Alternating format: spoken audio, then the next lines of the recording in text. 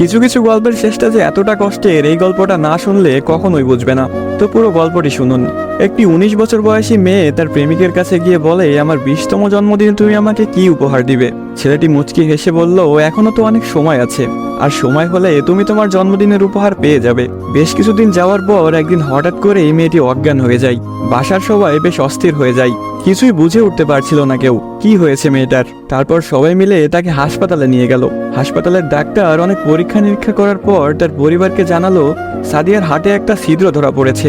এখন যদি খুব তাড়াতাড়ি হার্ট পরিবর্তন না করা হয়, তাহলে হয়তো সাদিয়াকে আর বাঁচানো সম্ভব হবে না।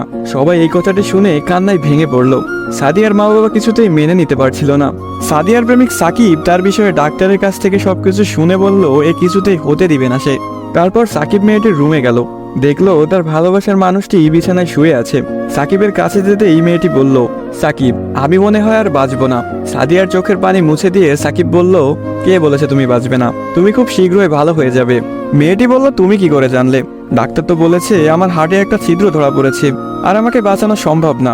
ধুর পাগলি, তোমার কিছুই হবে না, দেখো তুমি ভালো হয়ে যাবে। এভাবেই বেশ কিছুদিন যাওয়ার পর সাদিয়া সম্পূর্ণ সুস্থ হয়ে যায় এবং বাসায় ফিরে যায়। বাড়িতে ফিরে এসে সাকিবকে খুঁজতে থাকে, না পেয়ে সাকিবের বাড়ি চলে যায়। সাকিবের বাড়িতে কেউ নেই।